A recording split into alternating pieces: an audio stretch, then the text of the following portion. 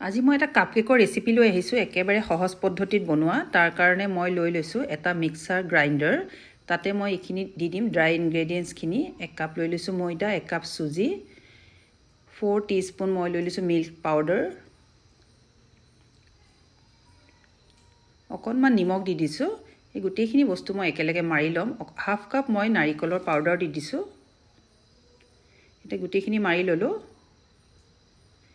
এতিয়া মই বাউল এটাত উলিয়াই ললো সেই একেটা গ্ৰাইণ্ডাৰতে মই ইয়াতে হাফ কাপ লৈ লৈছোঁ দৈ 1 কাপ গাখীৰ 2 টিস্পুন মই মিল্ক মেড লৈ লৈছোঁ এই টেষ্টটো যথেষ্ট ভাল কৰে হাফ কাপ মই চেনি লৈ লৈছোঁ আৰু হাফ কাপ মই লৈ লৈছোঁ ৰিফাইন অইল এই গোটেইখিনি মই আকৌ মাৰি লম ইয়া মোৰ হৈ গ'ল এতিয়া মই এইখিনি ড্ৰাই ইনগ্ৰেডিয়েন্টছত মই এইখিনি অলপ অলপকৈ মিলাই যাম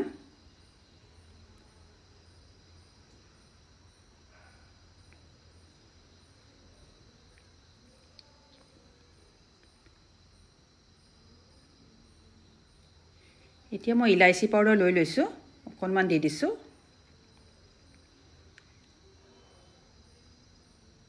এতিয়া মই ধুনীয়াকৈ মিলোৱা হৈ গ'ল মই এতিয়া আধা ঘণ্টাৰ কাৰণে ৰেষ্ট কৰিম যাতে সুজিখিনি ফুলি উঠক এয়া মোৰ সুজিখিনি ধুনীয়াকৈ ফুলি উঠিল আৰু বেটাৰটো খুব বেছি ধুনীয়া হৈ গৈছে এতিয়া মই বেকিং পাউডাৰ মিলাম ইয়াতে মই 1 টিস্পুন বেকিং পাউডাৰ দিম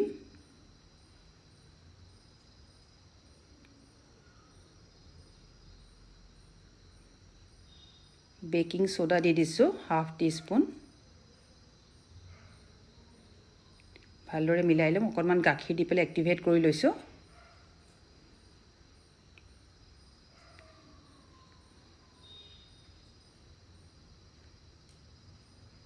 ভালদৰে মিলি গৈছে এতিয়া মই কাপ কেইটামান লৈ লৈছোঁ ভালদৰে অইল গ্ৰীছ কৰি লম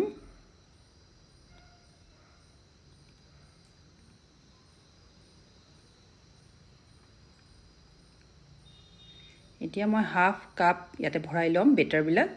কাৰণ ফুল কৰিব নালাগে যেহেতু ফুলি উঠিব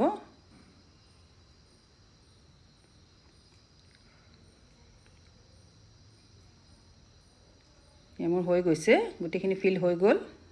এতিয়া অলপ টেপ টেপ কৰি লৈছোঁ যাতে এয়াৰখিনি ওলাই যাওক এতিয়া ইয়াতে মই অলপ বাদাম দি দিছোঁ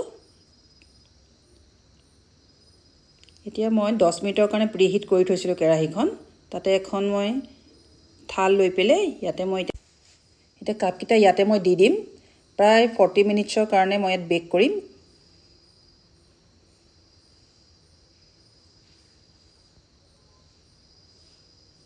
ইয়া মোৰ হৈ গ'ল সম্পূৰ্ণ হৈ গৈছে কালাৰ ধুনীয়া আহিছে মই এতিয়া চাই লওঁ সম্পূৰ্ণ হৈ গৈছে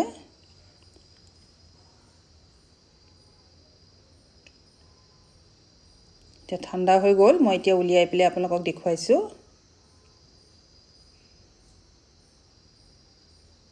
খুব সুন্দৰ কালাৰ আহিছে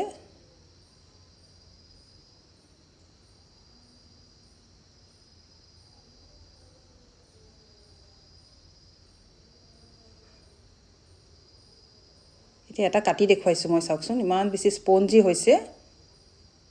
আৰু খুবেই টেষ্টি হয় এইটো কেক